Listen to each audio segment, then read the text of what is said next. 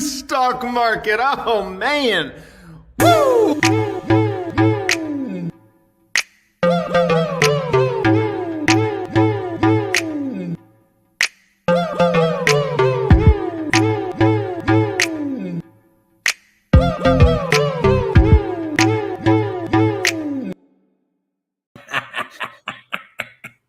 Woo!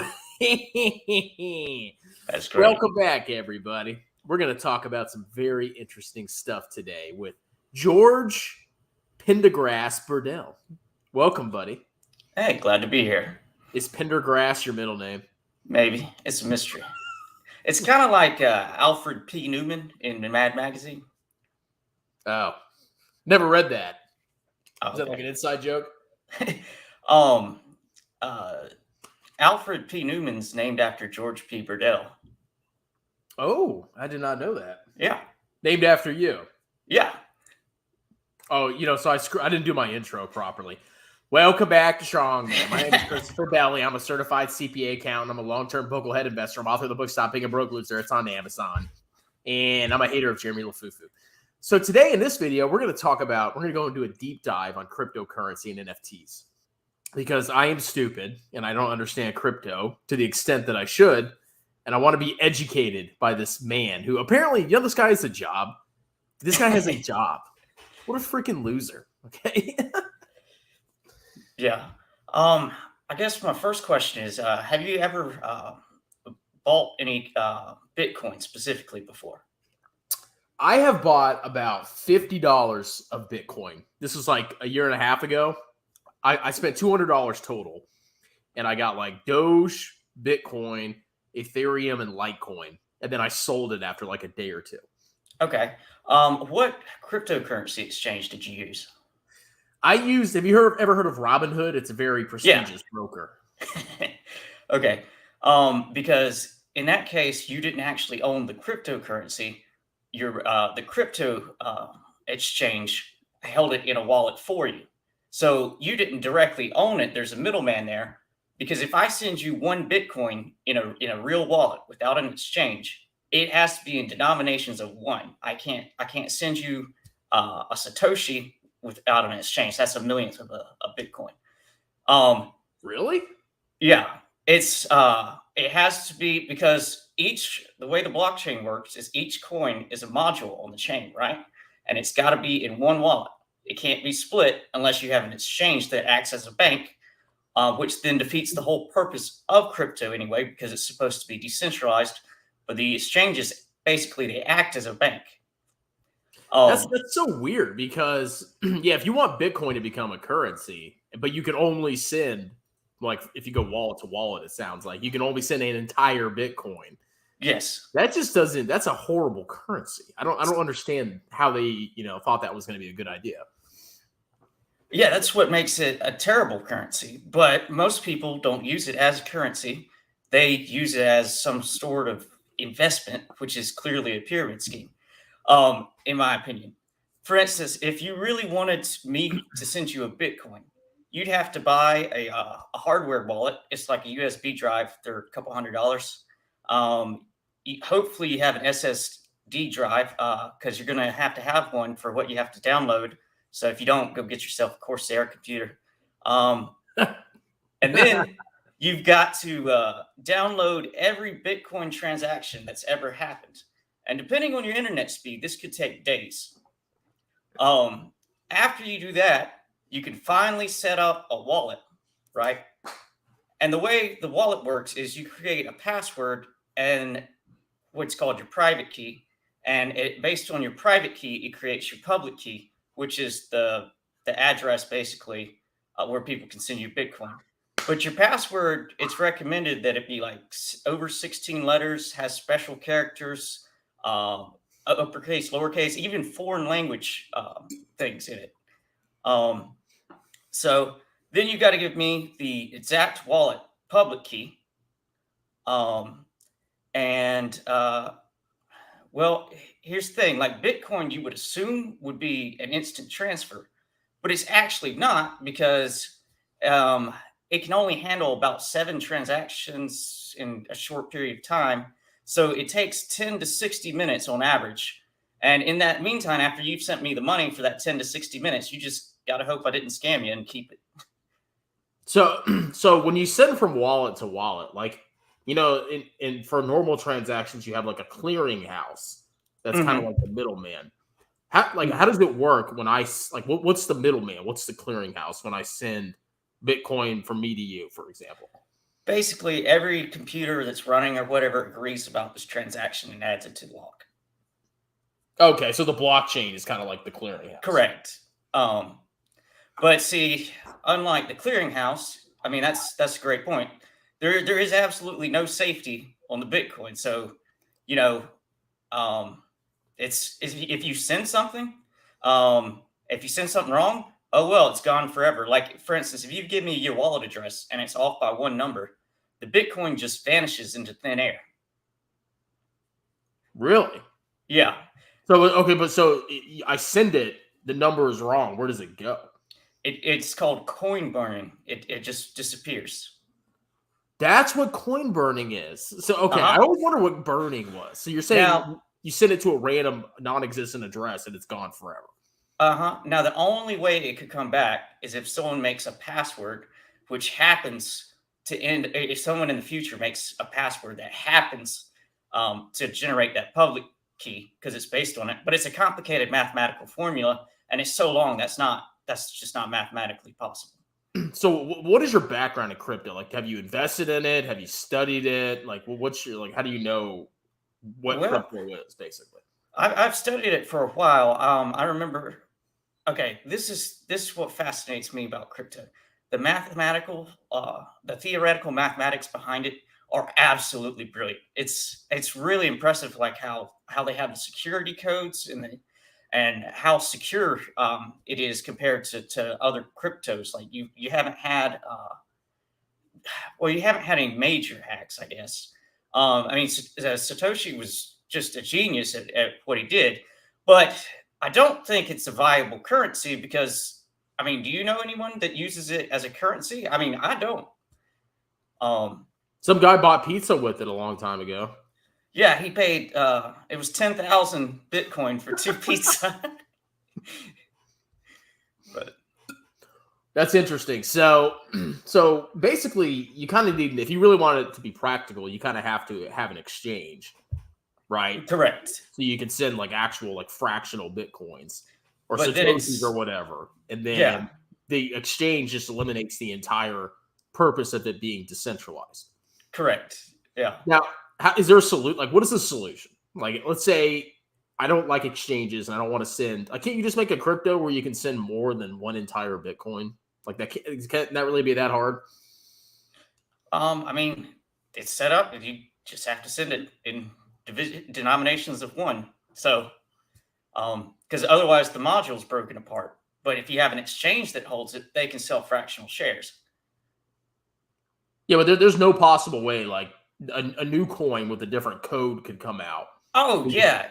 Yeah, absolutely. And that's really the problem with not just Bitcoin, but every coin.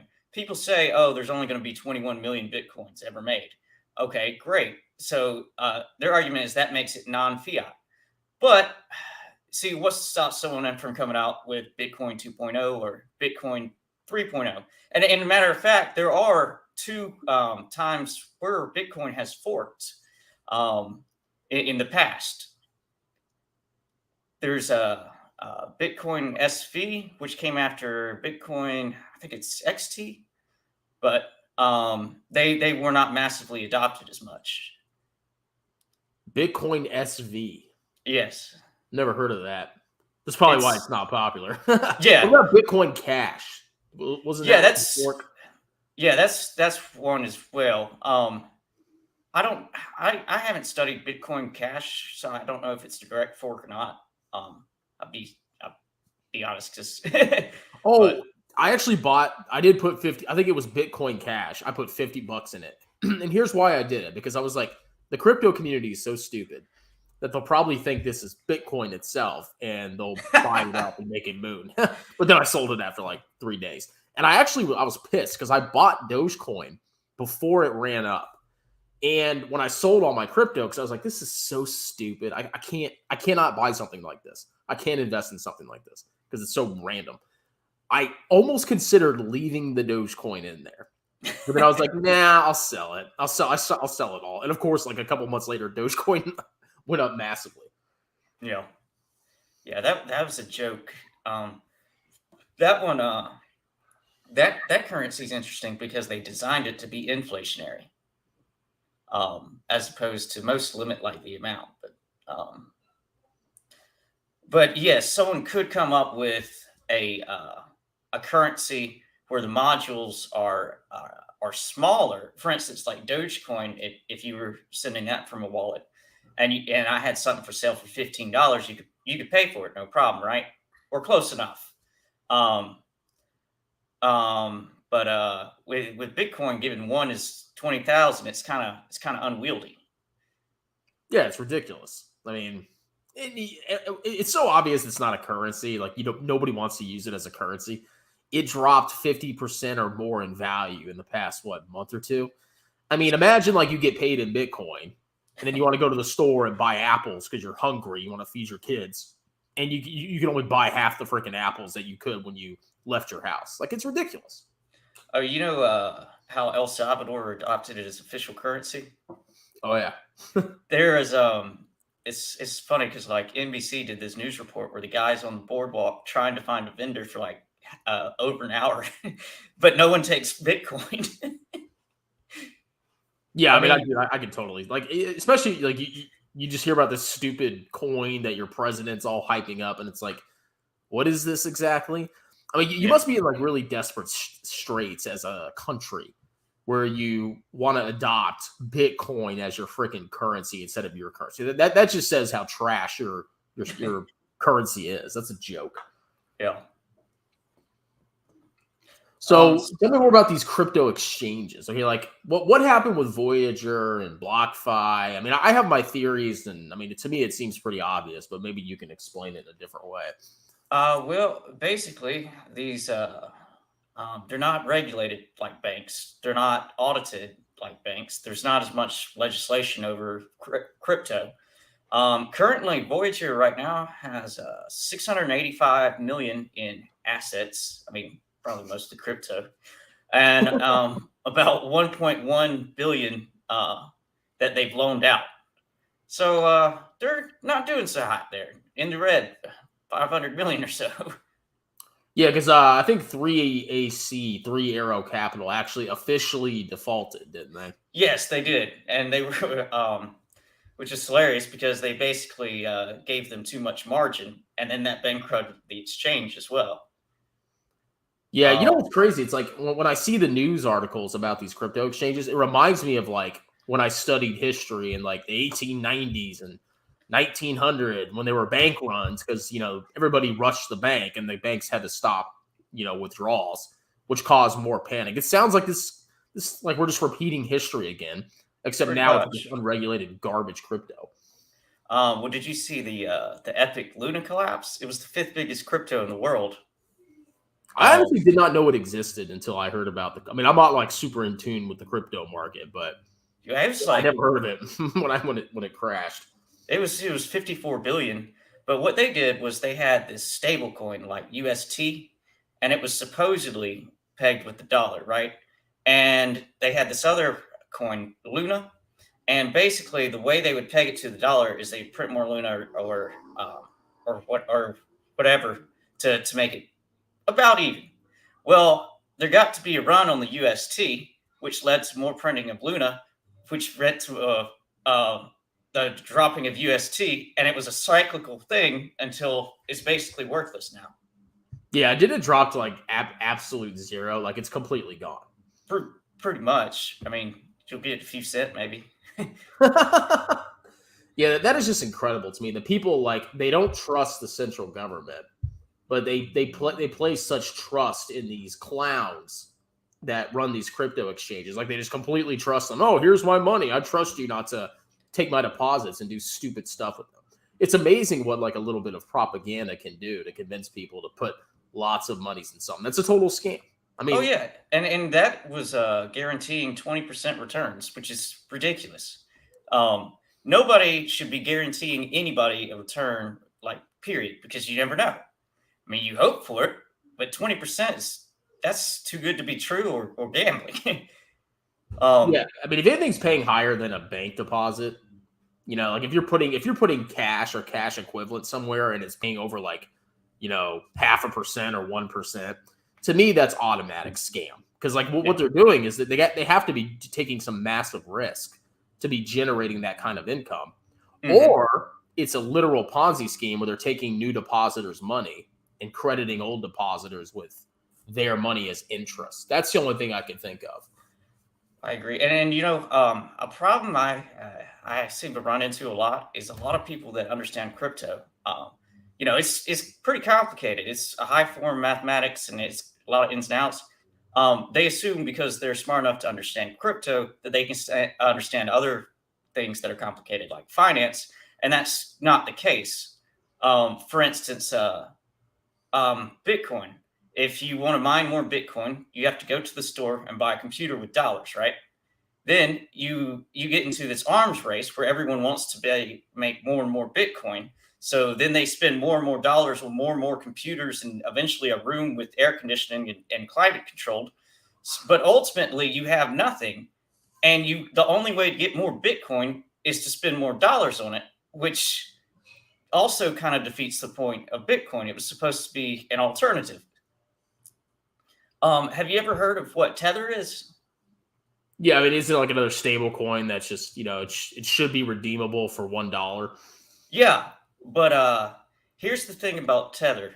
The company is based out of Bahamas. It's the same people that run Bitfinex. They won't sell you Bitcoin for $1, right? Because then they'd have to pay taxes on it. What they'll do is they'll say buy this many tethers and exchange that many tethers for the Bitcoin, right? These tethers supposedly, even though you can't audit them, they put $1 in the bank for every tether that's bought. Now, but like I said, there's no proof that they actually do. And who's to say that they don't print tethers of their own and buy Bitcoin with it? It's entirely possible since there's no oversight. And there's been I think it's about 80 billion in tethers. And it's gotten to the point where Bitcoin is not even the most traded crypto by volume. It's actually tethers because investors somehow think this is the equivalent of $1, and so they can exchange it from one crypto to another without realizing actual dollars and therefore not having to pay taxes. So you think if Tether collapses, like what is the one stable coin that you think would cause like an insane annihilation of the crypto markets? Well, we're seeing it right now, if we're honest, but Tether is the biggest one. And what's funny is the you can look this up online. The founder of Bitfinex was allegedly in a Ponzi scheme with crypto before he founded Bitfinex. Isn't that the guy So that is it BitConnect was the guy that was on the stage going BitConnect, or was that Bitfinex? I don't know. There was this Uh, like I remember seeing this clip on YouTube. There's this guy, he's like on a stage and he's going like BitConnect. I don't know if you've never seen that, but it was some kind of freaking scam. I don't know if it's the same thing that you're talking about. I don't know. But what's not clear though, they don't make this clear, but Bitfinex is owned by the same people selling Tether, so it's in their interest to kind of print it and buy. I don't know. Like you can see how that basically they've got a money printing machine with no oversight. So they can just they can print as much as they want and just buy whatever they want with it. And Yeah, people trust that it's worth $1, basically. yeah. Oh, but you can't audit them. That's Like it astounds me people like trust their money with this stuff. Like, would you trust any broker out there, right? Or any exchange right now? in crypto. Yeah. I would not. If you look at I don't know if it's the same way on Robinhood. I know it is on Webull. Whenever you go to the crypto section, it says warning, warning, this is not insured. Because the stocks on there are FDIC insured, but crypto's not. Yeah, I think they were saying, I mean, I guess the US, like for Voyager, the US, if you had dollars in Voyager, it Hmm. sounds like they were FDIC insured. But Right. obviously, anything else that wouldn't make any sense, like the USDT or whatever you got in there, that can't be FDIC insured. I'd be shocked if it was. Yeah, and you're just out of luck. Um, and so I mean that's another reason why things like that, stable coins, are not really that stable. They were really susceptible to a bank run. So like how bad? I mean, like we've had a crash, pretty decent crash. I mean, I haven't been tracking the market like crazy, but it sounds like Bitcoin's definitely down like 60% or more. Oh, How more. much more do you think it could crash? Let's say if Tether went to zero, what do you think would happen to like Bitcoin? Well, that's a big thing that props up Bitcoin, sadly. Um, but it's my opinion the eventual value of Bitcoin will be zero. For one thing, it's not really that practical. What happens? You know how I was telling you earlier about the hard wallet. What if you forget your really intricate password? Or what if someone steals it? Or what if it gets damaged and you can't use it? Well, there's your Bitcoin. Sorry, better luck next time. That's ridiculous, man. I mean, yeah, it's I don't know, man. Like I'll never buy that crap. It just seems like any way you try to buy Bitcoin, either you do it with a stupid wallet, or you have to go on an exchange and not technically own it, and you can't Yeah. trust the exchanges. It's like there's no safe way to buy this crap. Yeah, because a lot of people say, well, when you own futures, you don't technically own, say, 1,000 barrels of oil. That's technically true, but it's based on something real, and it is insured by the bank or by banks. I mean, so it's so much less risky. I mean, do you think the government's now going to step in because, with all these exchanges going under and basically acting like banks? Do you think some kind of government action is going to come like they did in China? Or do you think our government's just going to be like, oh, whatever, we don't care because innovation or something? Well, personally, I hope they do.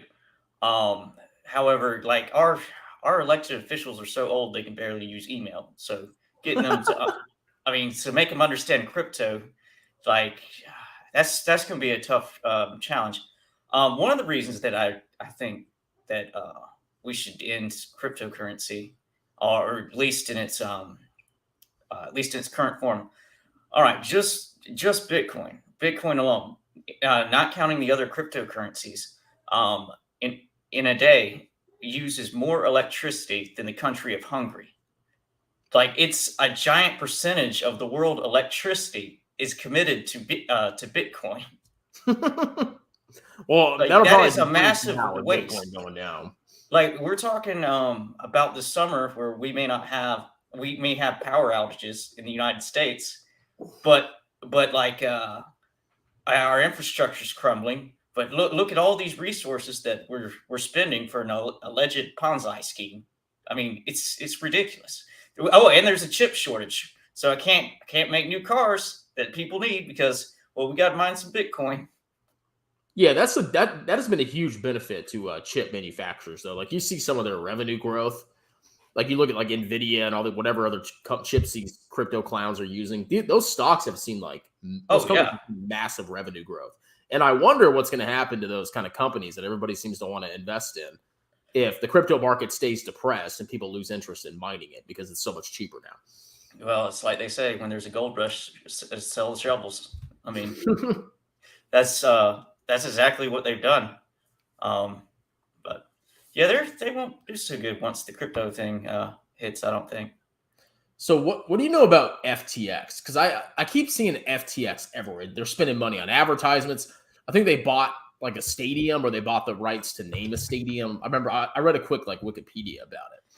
But it's this huge broke. I don't know if you know anything about it, but Oh yeah, it it's seems it's really another sketchy. it's another Bahamian based crypto exchange.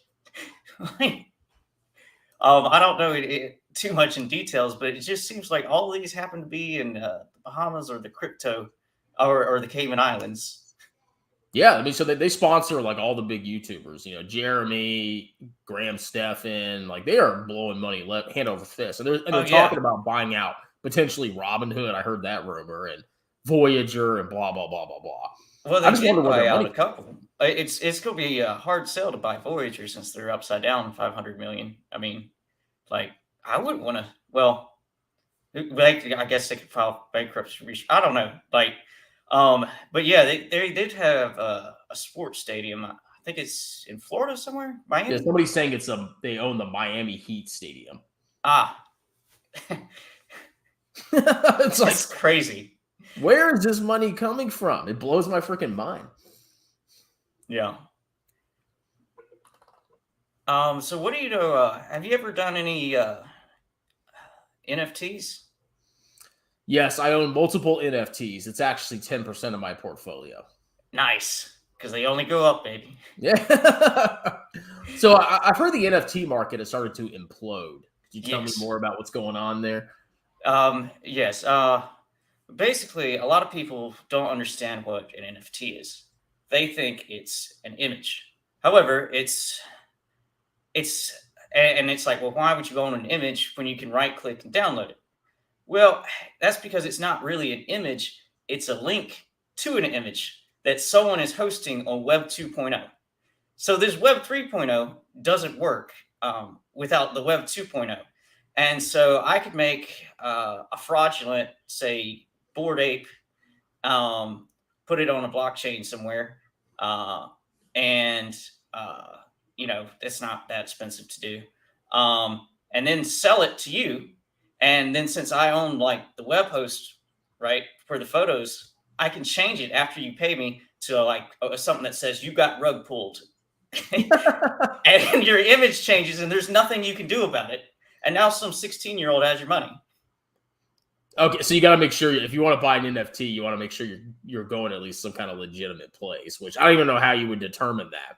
Well, see, what if the website goes down that it's being hosted on and it doesn't go back up? What if they go out of business? What if, there's all these questions since, and then there's all these questions, and there's also a lot of fraud where you can take an image, right, the same image, and upload it on the blockchain as many times as you want. Now, technically, there's only going to be one that's the oldest, but it's just a link, right? So you could re-upload the link in the blockchain. Jesus. I mean, have you dabbled in NFTs? Do you have any? I did dabble a little bit in NFTs, and I found that everything was okay. Here's the best NFT project, because what they do is they make promises. They say, "Oh, we're going to have a TV show. We're going to have a computer game." My favorite was, "We're going to have a casino, and the owners of betting Kong's NFTs are going to be part owner of the casino, and they'll have membership where they can come and gamble." I was like, wow, these people have really know their market. Like, this is. So, like, how hard would it be for me to make an NFT? Like, if I wanted to do like a stupid face and make it into an NFT, I could literally just have like an image saved on Dropbox, and then I could give the link to that image, and that's basically an NFT. Well, kind of. You would have to upload it in the blockchain, and you got to run. And so to put it there, you got to pay gas fees. And right now, it depends on which one you use. Ethereum, I think it's about an hour to process. So then you put it on a marketplace, or I guess technically you don't have to put it in a marketplace. Now, if you want to make one that you host, that's a little bit different. But anyways, it's a similar process. Most NFTs, or especially NFT projects, tend to be on like OpenSea. I don't know if you've ever been there, but okay, it's interesting for the wrong reasons, but they have a bunch of different groups, and they sell you you buy the NFT, you get access to the Discord server in some cases, and you get shared revenue from a video game that's probably not going to ever happen. But the NFTs, if you look at them, they're made with minimal effort. You can just take a face and basically do variations on it. And you can actually make thousands of these in just a couple hours. If you automate it, you're like, all right, here's all the eye patches and glasses and hats, and I'll just make this program automate them. And that's why if you look at a lot of NFTs, they look exactly the same in a collection. Like there's very little variation. Can you still hear me? Yeah. Okay, yeah, my camera froze. You can keep Okay. talking. But the biggest grift of NFTs is, in my opinion, have you seen any of these metaverses? Basically, in these metaverses, um, I'll go ahead and talk until it gets back. Basically, in these metaverses, what they do, and you can buy these on OpenSeas, they sell digital land for thousands and thousands of dollars. All right. And see, it's a joke for me because I work in real estate, and they always say, "Well, land's a great investment because they're not making any more of it." But the joke is, in these metaverses, they can make more of it if they choose. Um, and they also say that these are pay to earn games, or earn to, well, but they're actually pay to win. What they do is they say, "Oh, you can make all this money if you have this land and you have this business." In our metaverse, people come and pay you, um, and then you'll make your money back, and you'll have crypto, and then you can sell the crypto for cash for other people that want to buy land. One of these in particular, it's the Sandbox. Oh, welcome back. I'm could you hear back to me? my own stream. Could you hear me? Yeah, can you hear me? Yeah. Well, did you hear what I was saying about the Sandbox? No, I had to like leave the conversation. You could have said like whatever degenerate things you wanted to, and I would have no idea. Okay, no problem. I mean, I pretty much about covered it. It's the basically how they sell NFTs of land that you can use in the Sandbox, but it's fake land and it's thousands and thousands of dollars. Yeah, okay, that's like buying digital land. Like I heard about this one company that was spending millions of dollars scooping up digital land in the metaverse. Yeah. Like, oh, this is gonna be worth so much more. So like this land, is this just like land on one server in one world that somebody created? Well, there's specific ones. That's what's crazy. You've got competing things, and it's still so expensive. And they each have their own cryptocurrency, of course. Because the reason they're making this game, which is usually terrible quality, is the reason that NFTs were created. They weren't created to, excuse me, just a second. They weren't created to be an artistic statement. They were created to trick you into buying crypto. They're there to legitimize crypto. There's no other reason. So what is so like? I mean, are these just like stupid games? Like, are there any games that people would know about? Like, what's the biggest one? I think it's the Sand Trap, which basically, imagine if some libertarian played Minecraft and said, "Wow, this is great, but I really wish I had to pay thousands of dollars for everything." I'm not kidding. It looks like Minecraft, but with like terrible gameplay. Man, Like, I need to get involved in this. Like I always thought it was like, what if I just made a stupid face and an NFT, and then I could sell that for thousands of dollars, and then I could make some crappy game that I could code myself, which would be god awful, and make that it could be worse than this.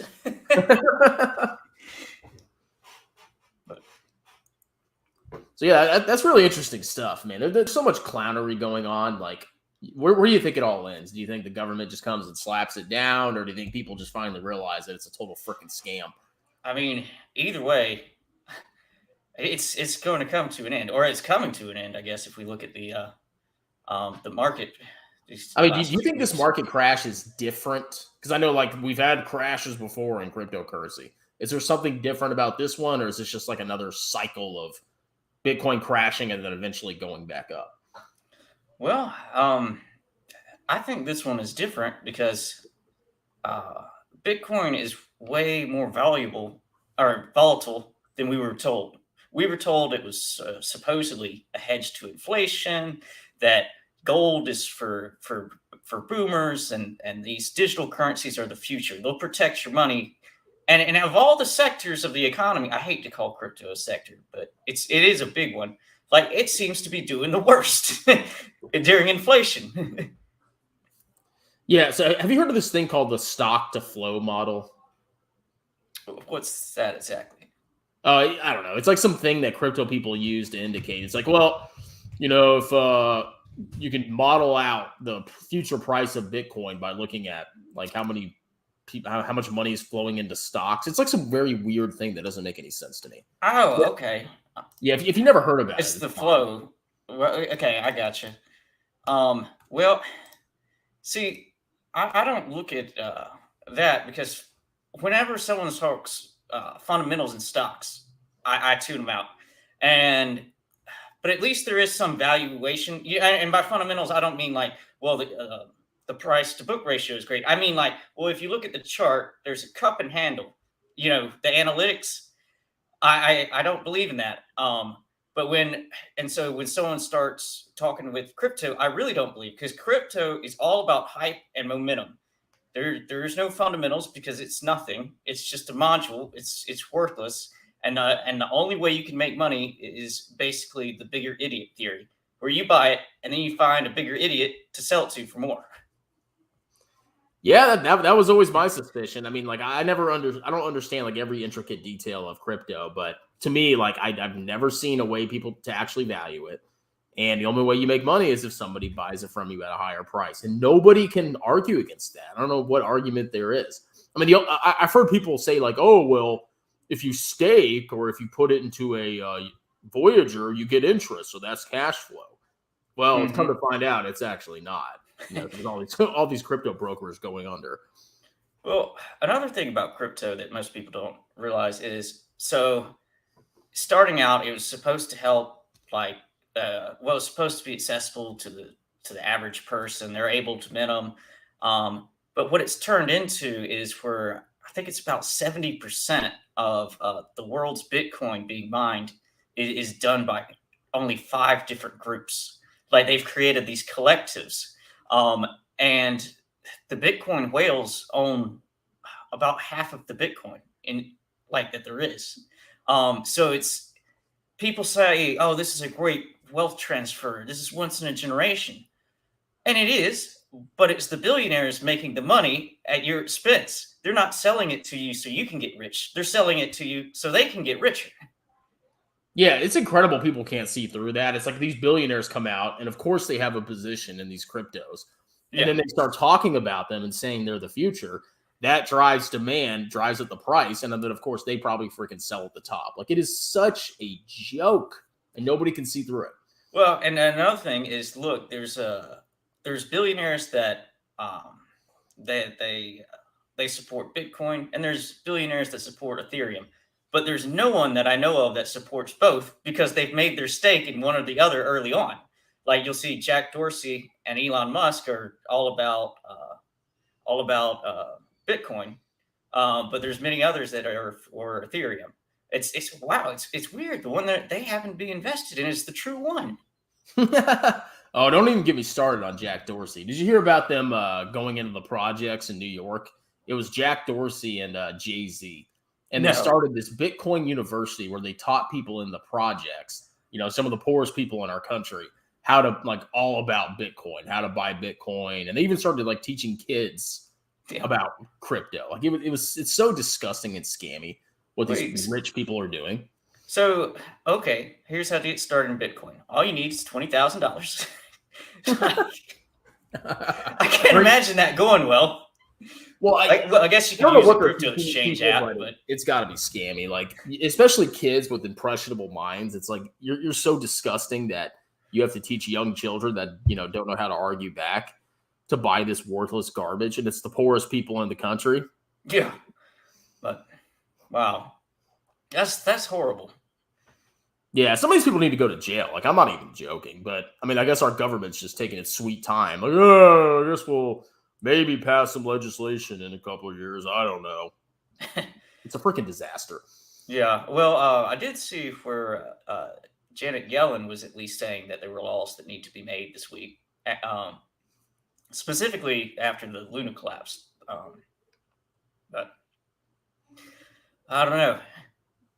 Yeah, I mean, I think everything that's going on, I think this time, if these exchanges keep going under or Tether collapses, yes, maybe the government will finally do something. But like I said, they're taking their sweet freaking time. Yeah, it's a bit odd because we we could see this coming. And have you been watching any crypto channels lately? I used to watch them, but there's no value to them. It's just like, oh, this crypto is gonna go up any day now. Like, Yeah, it's basically it's what's called the a lot of them are what's called the sunken cost fallacy, where a gambler will go to a casino. Oh, it's got to pay out. It's got to pay out. I've been playing it all night. It's got to pay out. Like, and they can't just admit that maybe they should sell and protect what they have. They might have lost money, but um, I'll give you a great example of something. There was someone I knew that he bought a pair of ostriches for $40,000. It was a breeding pair, and supposedly this was going to make money. Well, obviously this was a pyramid scheme, but when the ostriches fell in value, he bought more ostriches. Then when they fell to 12, and then they fell to 5, where he bought more ostriches. he bought the dip. What a bargain! But then one day, the ostrich kicked him in the chest and hospitalized him, and he decided to get rid of the ostriches and just like for free. But this is a guy you actually know that like lives. Yeah, well, see, and I tried to tell him like, hey, this is a scam. This is a scam. This is pyramid scheme. And he said, well, I'll tell you what the guy that sold me the ostriches said. There's only two types of people in this world: those that understand ostrich breeding and those that don't. And I was like, looking back, I'm clearly one of the ones that understood it. Like, yeah, that sounds just like crypto people. Like, they're like, you just don't understand, bro. That's always their final argument. You just don't get it, bro. It's the future. It's like, okay, well, I guess we're done arguing then. But you still haven't proven to me that it's worth anything. Or what it really inherently does. I mean, gold's not a very good investment compared to the inflation rate.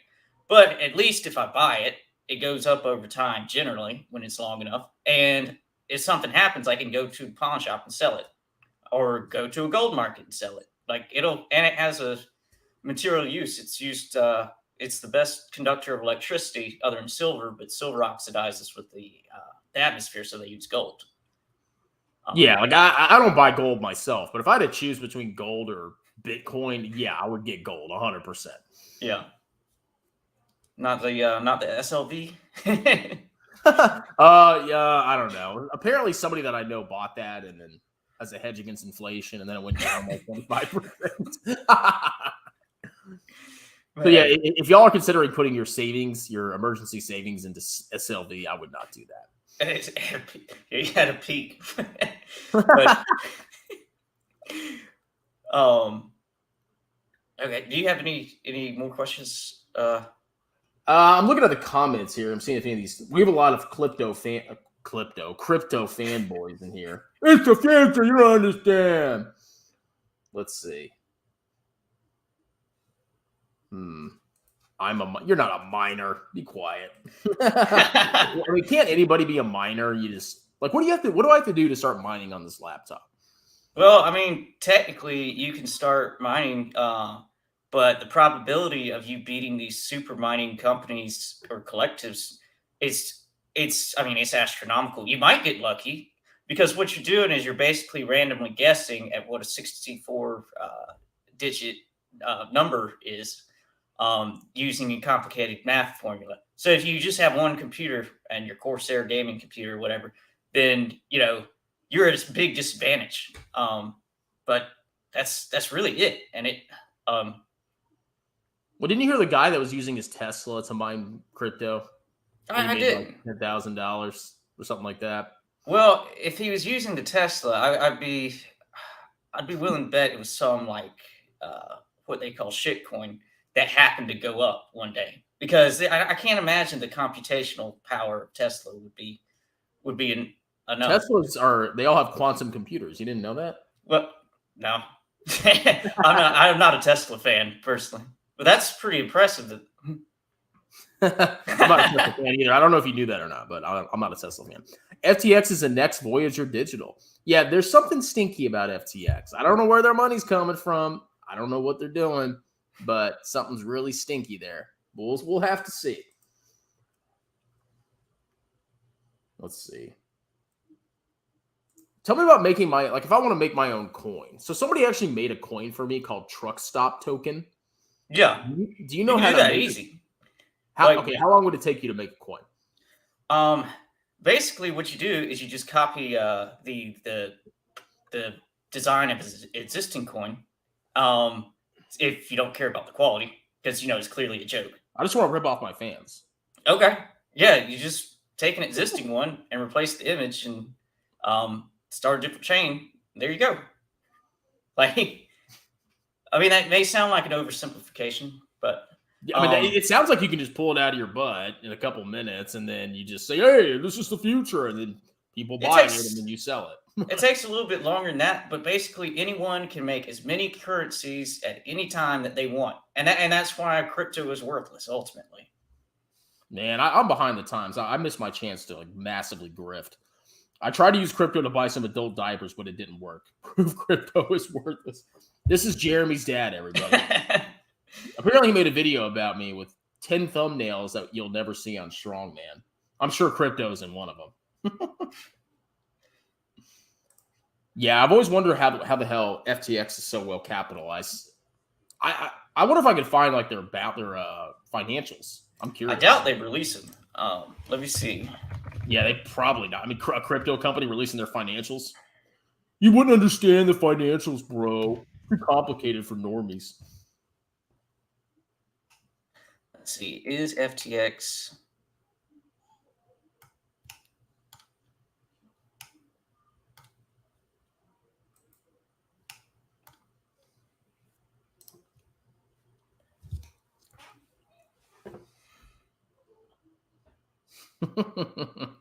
You can't find it, can you? No, I can't. Yeah, I'm not. I mean, I Googled it briefly, but it didn't pop up. So what is this gas? Okay, I'm not talking about gas, people, that you put in your car.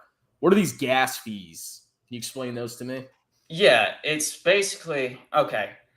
If you use, say, MetaMask, it's a cryptocurrency exchange. Now, I don't recommend using it unless you have a burner bank account because it's everything. It's your Ethereum wallet, it's your bank account, it's your credit card, it's your NFTs. It's all in one place. And so it's a real big risk of getting hacked, in my opinion. Or if the developer just wants to sell your stuff on the dark web or wants to close it down and head into the sunset, there goes your crypto. But anyway, so when you transfer an NFT from one person to the other, there's a percentage that it charges in gas fees taken from the thing. Is that like blockchain miner fees, basically? Kinda. It's just what they charge to transfer because it takes a lot of computational power to do it. It's not as efficient as you would think, unfortunately, and that's why it uses so much electricity and graphics cards. So okay, so basically, I've heard a bunch of things. Crypto is like energy intensive. It's it's worthless. Most of them are. All of them are. Where do you see this market being in like 10 years? I think it'll be just a novelty thing. Like, as the Bitcoins get destroyed or lost or people forget their password, like it'll be kind of like, like, hey, this takes me back. It'll be more of a novelty, not like an investment. And I don't see it being worth anything more than, say, the baseball cards of our time. Yeah, I mean, my suspicion is there's always going to be a crypto market, like this underground, like scummy market, where crypto people try to exploit like the poorest people or most ignorant people of society in like really small pump and dumps. So like, Yeah. I don't think Bitcoin will go to zero personally. I think there's always going to be some kind of like scammy under market. I mean, it may go to $1 or less. I don't know, or 0.001 cents. But I think it will always exist and just get pumped and dumped randomly. Well, do you know about the original use for Bitcoin? To buy pizza? But yeah, that was the first transaction. Yeah. There was a website where it really started to take off. It was called what was it called? The Sand Root. Well, basically, it was this illegal website where they were selling like drugs and prostitution and whatever, and they were selling it in Bitcoin. So since there's no change of cash, like it's technically not a drug deal, or you know what I'm saying? Now, So I mean, don't get me it's there wrong. to facilitate disgusting crimes. Yeah, having the drugs is still a crime, but they're not going to go to jail for selling drugs because at the the Silk Road. Yeah, That's it. Yeah, and it lasted for years because they were like one step ahead of the law in a legal way. Wow, I can really see why this is a future, guys. And basically, crypto is there to help people, traffic children and stuff. You guys are so amazing for supporting that, you crypto shills. And I can guarantee you, most of the people that bought crypto, they're probably down massively because they're most people are like the gullible ones. They saw it go up and they're like, oh, it's going to keep going up because Andre G told me to. So, and me, Kevin said so, and then they bought it. And now they're down massively. Yeah. Yeah. Meet Kevin had a really kind of depressing video yesterday that he released. Apparently he invested in a venture capital deal, 420 grand in BlockFi, which lost it all. It was a video where he didn't try to sell anything. He just talked about how you got to be careful with stable coins going forward because nothing is given. I mean, that all that tells me is that people they worship millionaires and billionaires and they think they're geniuses. Half the time they're freaking morons, and they came into their money by founding a company, or whatever, which is great, but that doesn't mean you're a good investor.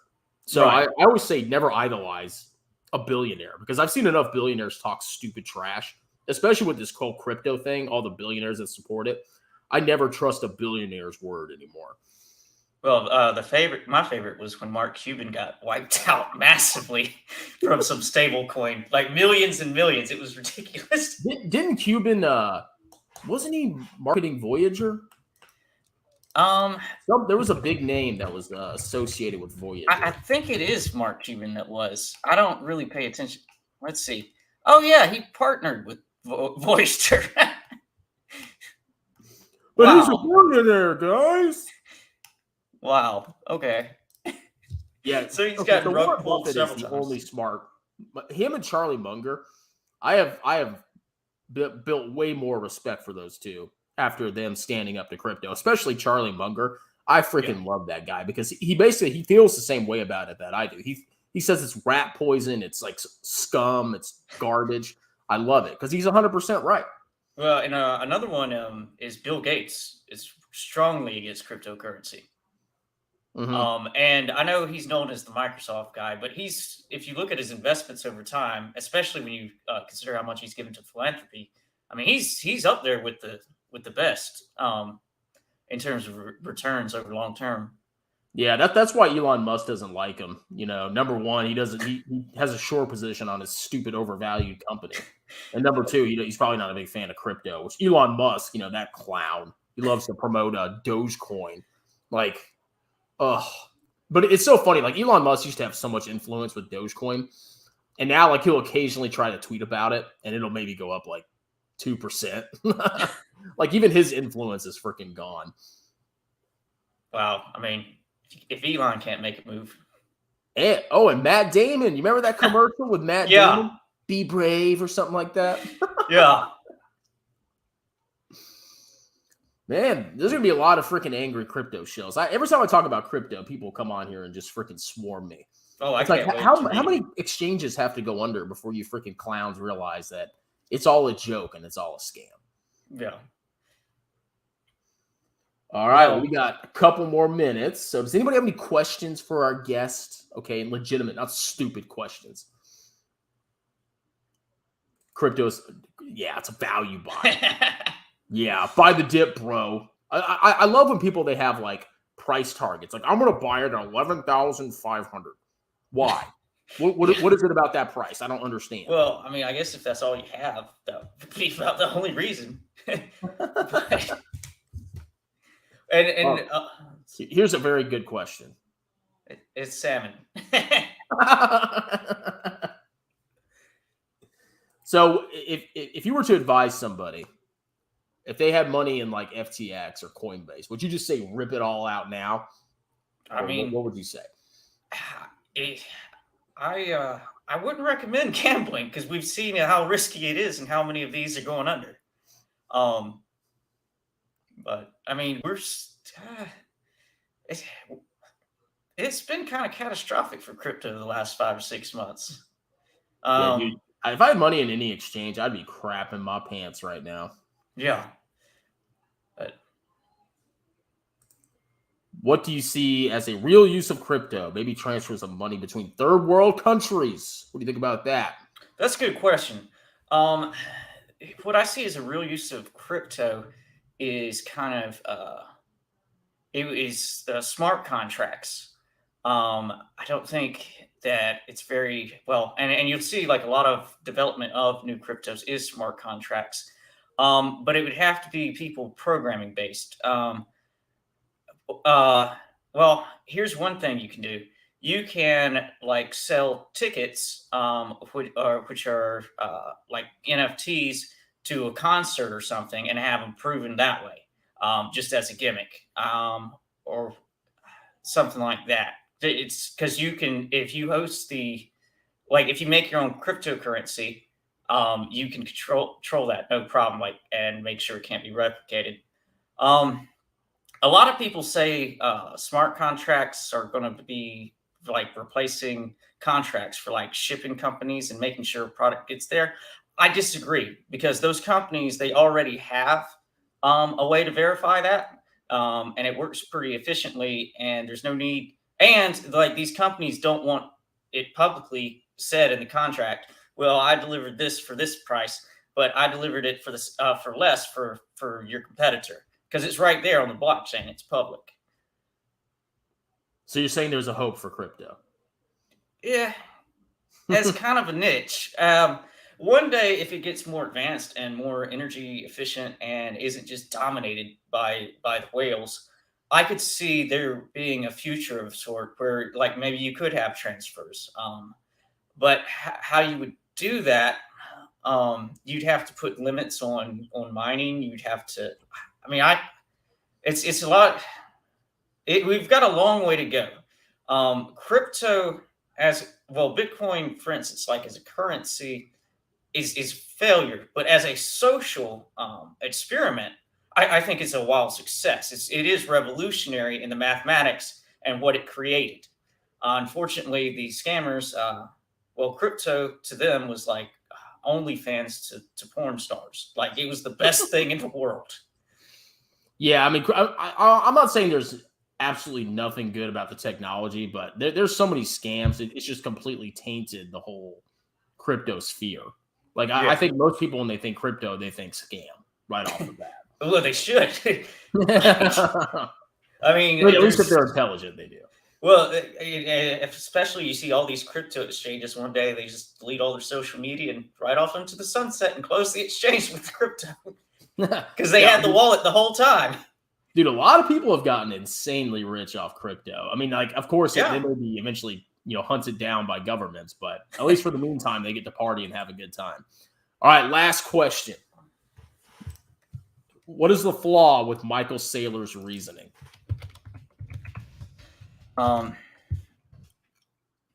That's the guy that runs MicroStrategies, that stupid company that has like a ton of Bitcoin on their balance sheet. Have you heard about that? No, I haven't. Okay, yeah. I mean, basically, I can answer this. His flaw is he just believes in Bitcoin. He thinks it's the future, and it's not. I mean, any crypto is replaceable, and screwing your investors by buying a bunch of Bitcoin with your free cash flow and going into debt to do it is one of the most ludicrous things I've ever heard of in my life. He's taken massive loans. It's a publicly traded company, MicroStrategy, and he's literally taken massive loans to buy Bitcoin, and he's just loading it up. It's basically a Bitcoin holding company at this point. Well, I can also tell you another problem with that. Voyager went under because a massive loan they guaranteed is now worth more than their assets. So,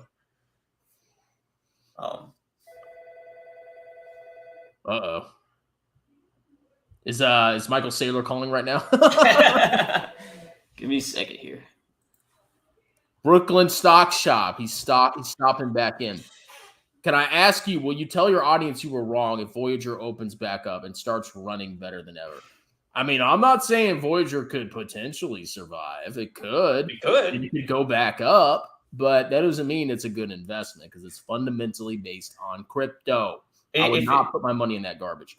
I think if it does open back up, we won't see the same interest rates like on return. But well, if you check their website, they still have those stupid interest rates on there. It's like, really? Think that, you freaking clowns. Like, come on. Oh, you know, we're filing for bankruptcy potentially, but give us your money. Still pay these rates. All right, and yes, maybe one day I'll debate Michael Saylor, but of course, my channel isn't that big yet. I don't think he would consider debating me. It'd be a pretty lame debate. Crypto's worthless. No, it's not. It's the future. Yes, it is. No, it's not. That's basically any crypto debate out there. Yeah. All right. Well, thanks for coming on, man. I'm going to go for a run. People don't believe I actually run, but I do. All right. But thanks for coming in. I learned a decent amount. Hopefully the audience doesn't post a bunch of stupid comments. Crypto's the future. That's part of the fun. All right, man. I will see you later, and thanks once again. Peace out. See ya.